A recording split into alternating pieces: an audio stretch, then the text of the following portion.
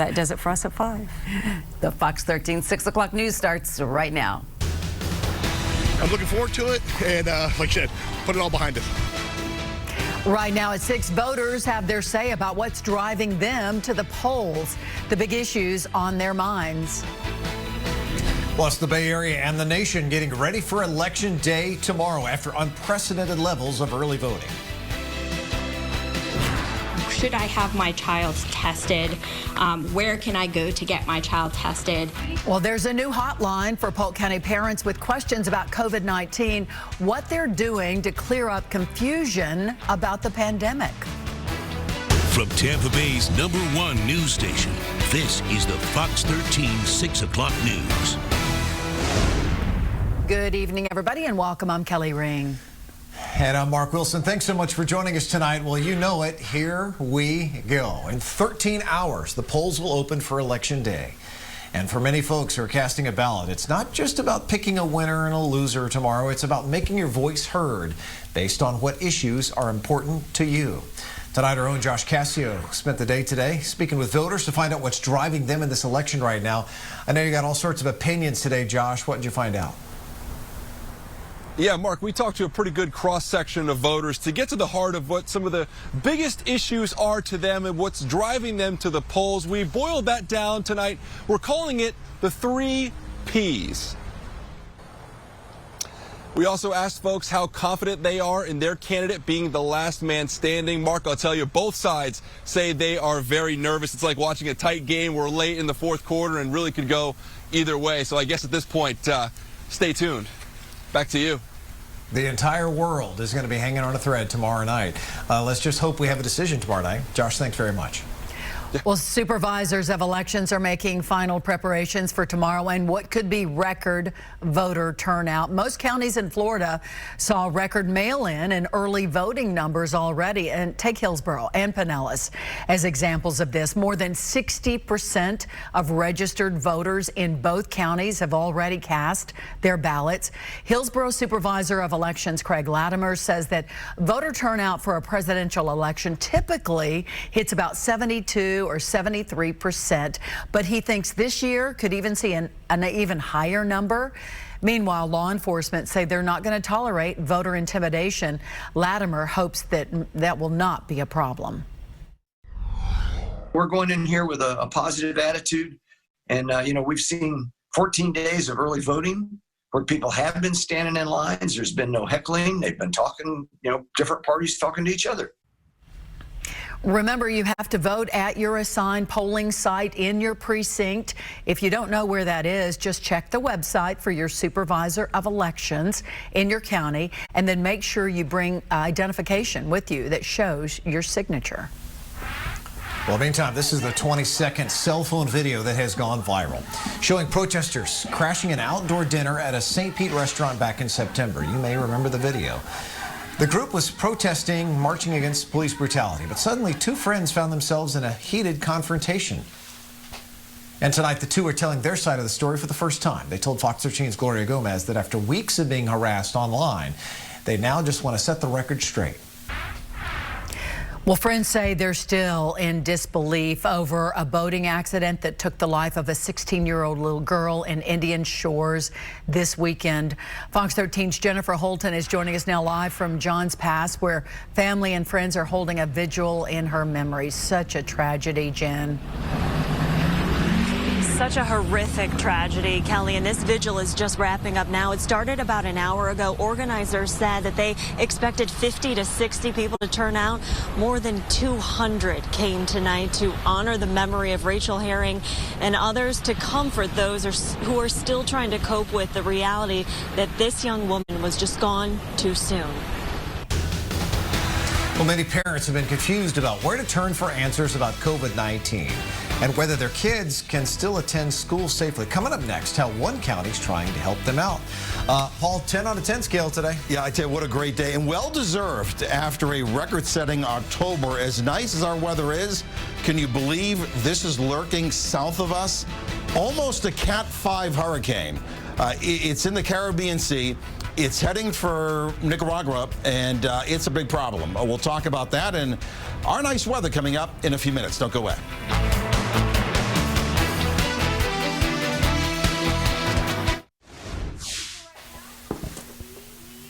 You know, when it comes to COVID-19, there's a lot of misinformation right now and misunderstandings that are out there, and it can be really overwhelming for parents who just want to know if it's safe to send their kids to school. Yes, and Fox 13's Ken Suarez is how the Polk County School District is trying to clear up this confusion.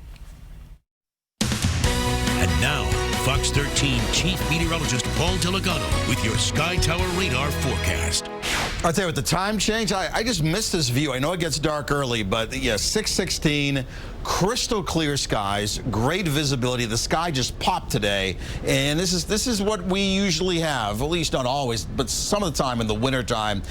Classic cold front is south of us, 67 degrees on the Bay Shore. The sunset tonight about 32 minutes ago at 5:45. It's chilly out, winds still kind of gusty from the east, and for the first time in a long time, decidedly below average today. 76 the high, 5 degrees below the average of 81. 62 the morning low. We'll be in the 50s for the first time in about 6 months in Tampa Bay. Cold front heading south, and now it's all about high pressure locked in over Mississippi, moving in Alabama tonight. You know the routine, how it works. We get high pressure that eventually slips off the Carolina coast. Our winds turn east, and the cold air is kaput. Clear, coolest so far tonight of the season. We're down to 56. Mostly sunny, delightful tomorrow, and 78. More sunshine coming up on Wednesday, low 80s, and then the warming trend kind of accelerates, and we head to the mid to upper 80s by the weekend. Rain chances about 20%. Hey there, Scott. All right, thank you, Paul. A big trade today in the NFL, sending former Buck Quan Alexander back into the same division as his former team. We're going to get you details on this one straight ahead. Plus, the Bucs, they're getting ready for their own game tonight, Monday night, a game against the Giants in Chile, New Jersey this evening. The Bucs looking for their first Monday night win in a few years now. We're going to preview it straight ahead in sports. Are you a righty or a lefty? The way the notebooks are or the way the scissors are. See what we learned about right-handed versus left tonight at 10. Stadium Toyota sponsors Fox 13 Sports. Today's the day. New Camrys and Corollas on sale every day. Just a click away at Stadium Toyota.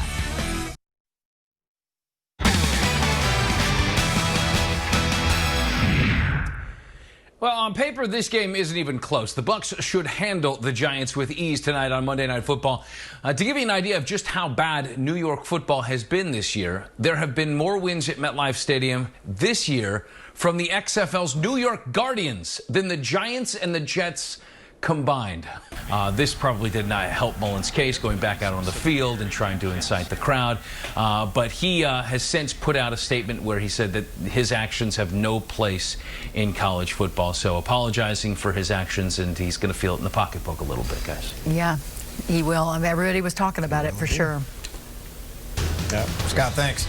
All right, so we've looked at Florida. How are the national polls shaping up, though, tonight? Craig Patrick's coming back next with more from pollster Matt Towery about just how close this race tomorrow very well may be. Plus, election returns may take a while and keep us all on edge. What to keep in mind to manage that stress? Coming up.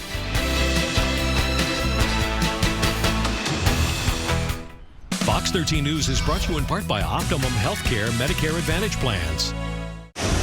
Wake up with us tomorrow on what promises to be the most unusual election day of our time. We'll be live from polling places across the area where things are sure to get going early on Good Day Tuesday.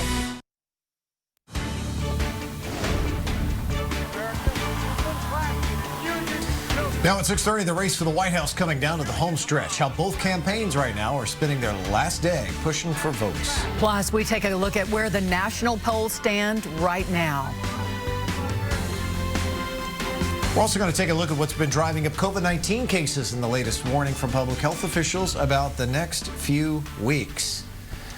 Let's start, though, after a busy weekend. Both candidates back on the campaign trail trying to reach out to any voters who may still be on the fence before they head to the polls. Well, advisors and strategists say this race continues to be very tight. Fox's Lauren Blanchard reports tonight from Washington. All right, Lauren. Well, in 2016, our pollster Matt Towery predicted President Trump would beat Hillary Clinton 5 days before the election. Now he has predictions for tomorrow night based on polling, turnout, and other data. Our political editor, Craig Patrick, is here to put it all in context. Hi, Craig. Hi there, Kelly. Well, in terms of Florida, just minutes ago, we got the final poll from Matt in our state. It shows 48-47 Trump, 3% undecided. That's within the 4-point margin of error. But that combined with other data points, turnout, particularly Democrats underperforming in Southeast Florida, in Miami-Dade County. Matt, in the past hour, made a prediction, his prediction, that Trump would win the state of Florida by about 1.5 points, give or take 1 to 2 points. At this point, we just did a Zoom session with Matt over at my desk where we started working through other battleground states on the map. And I'm going to pull up a map from 270 to win and then shade in the states as Matt makes his other predictions. And with that in mind, what did we not fill in as we went through the map with Matt? It was the upper Midwest, and including Minnesota, that has been leaning toward Biden, but we haven't had a significant amount of polling there. That could be an upset special. We just don't know. And of course, Pennsylvania as well.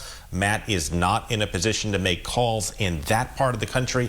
And Kelly, that's the part of the country that ultimately will decide who becomes president or who wins this election. So does that mean we're going to have a long night? Do you think we're going to have a winner by the end of tomorrow night? We'll have a winner in Florida. Maybe not by the end of the night because technically that's midnight. We probably will. If not, we'll have it maybe 1, 2 a.m., perhaps 3 a.m. in Florida, if not before that. But other states to watch, again, are going to be Pennsylvania. You're not going to know Pennsylvania for several days. The initial returns will be very misleading in that state. To a lesser extent, the same holds true for Michigan and for Wisconsin. With that, potentially Minnesota as well. With that, this is going to take more than election night and all probability to figure out, unless there's the makings of some kind of landslide that none of us are seeing in the data at this point. Right. All right. Well, we're going to be paying very close attention to what you say, Craig. Thank you very much. We'll talk to you soon. Okay, let's go to Texas now. A federal judge has rejected a last-ditch effort by GOP activists to have nearly 127,000 ballots thrown out. Those votes were cast at drive-through polling centers, and demonstrators rallied in Houston today in support of the drive-through voting. The demonstrators say they want every vote counted. A Republican state senator and 2 Republican candidates filed the lawsuit, but the Texas State Supreme Court rejected it. Well, President Trump and Dr. Anthony Fauci have butted heads before. We know it's only gotten worse here in the last couple of weeks. So what's going to happen to Anthony Fauci after the election? Well, the last of many Florida rallies occurred on Sunday. The president alluded to the possibility of firing our nation's top infectious disease expert, prompting the crowd to repeatedly yell, "Fire Fauci." Here's what happens November 4th. You won't hear too much about it. You won't hear too much about it.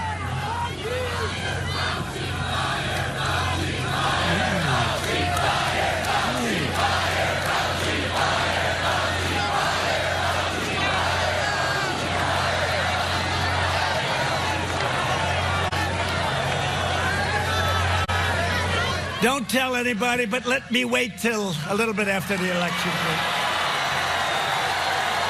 I appreciate the advice. I appreciate that. Dr. Fauci has been an outspoken critic of the president's administration, saying the U.S., quote, could not possibly be positioned more poorly for rising cases as more people gather indoors with the cold weather coming up this fall and this winter. Fauci also said Joe Biden is taking the pandemic seriously from a public health perspective. All right, tireless rescue crews saved the life of a girl buried in the rubble after that powerful earthquake. Their mission coming up next. The mission of Metropolitan Ministries is to help families in need. The pandemic has dramatically impacted their organization, and they're in desperate need of volunteers. If you can lend a hand, log on to fox13careforce.com to see how you can make a huge difference in our community. An incredible rescue as another survivor is found alive after that catastrophic earthquake in Turkey. A 14-year-old girl was pulled from a collapsed building. Workers huddled around the teenager, stood by with portable oxygen, and then wrapped her in thermal blankets. She was in the rubble for more than 58 hours. Also, a 3-year-old little girl was found alive in a collapsed building, too. The powerful 6.9 quake hit Izmir Friday, killing at least 85 people and injuring nearly 1,000 others. And a stabbing rampage in Quebec Saturday night left 2 people dead, 5 others hurt very seriously. Police say 24-year-old Carl Giroux was dressed in medieval clothing when he pulled out a sword and began attacking people, apparently at random. Canadian authorities have not linked him to any terrorist groups, though. They believe the incident was, quote, personal in nature and planned, although he may have tried to make the attack look like it was spontaneous. I think we have to conclude the attack was premeditated. It was someone in disguise who presented himself with a bladed weapon and that randomly targeted his victims, but I think he had actually planned it. And that's important, of course, for how they're going to charge him. Giving more weight to the premeditated theory, police say Giroux actually talked about a violent attack years ago as well. All right, so we're just about 24 hours away from the polls closing, though we may not be yet any closer to knowing who's going to be our president. Coping with election anxiety, coming up next.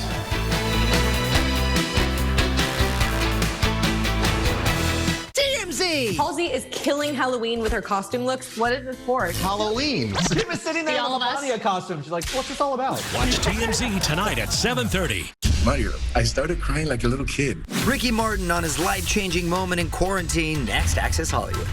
The one to watch for everything entertainment tonight at 7. The markets gained ground today with the Dow gaining about 423 points. The Nasdaq was also higher, up about 46 points. The S&P gained 40. And now, Fox 13 Chief Meteorologist Paul Delgado with your Sky Tower radar forecast. Sunset an hour and 5 minutes ago. It's crisp and cool. That's the view you see a little bit of light in the distance, not much, on Clearwater Beach. Breezy, chilly, no doubt about that. This is a cold front. I mean, this packed a pretty good punch. And the weekend, I mean, we had that coolish day on Friday. It only lasted one day. It was pretty muggy both weekend days. Even a couple showers around yesterday. Now, cold front has scheduled right on time and moves south of us. Now, high pressure is going to gradually move to the east, and once it does so, the winds will veer decidedly to the east and southeast, and we see this happen all the time in the fall, winter, and spring seasons. And when that happens, you get a big warm-up. So by Thursday and Friday, we're back well into the 80s. Right now, radiational cooling later tonight will do its thing. 70 in Tampa, 65 West Chase, 69 Pinellas Park. Northern counties already 59 in Crystal River, 63 in Brooksville, 70 in Sarasota, mid-60s inland. Cold front continues to head south, 56 degrees. The clear, coolest night of the season so far. This is a Monday night fire pit action view for sure, no doubt about that. Lots of sunshine tomorrow, delightful, 78 for high. The Wednesday forecast is partly cloudy and warmer in the low 80s. Your 7-day forecast shows the warm-up really gets cranked up by Thursday, and then a long stretch of mid to upper 80s, maybe 90 at some point next week. Have a good night. Back to you. All right. Thank you, Paul. We'll still ahead tonight, a fashion designer who is not letting blindness slow her down, how she is empowering others. Coming up next.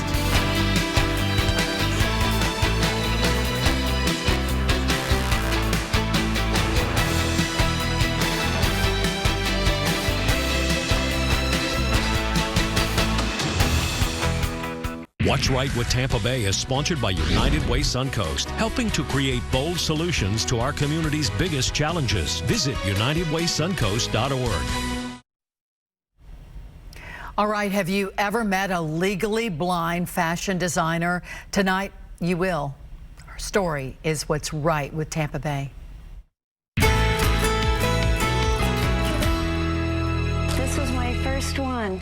All right, let's take a bit of a break. We're going to keep on going online, though, fox13news.com and our news app on your phone. Remember, we're always on Alexa. Hope to see you tonight at 10, everybody.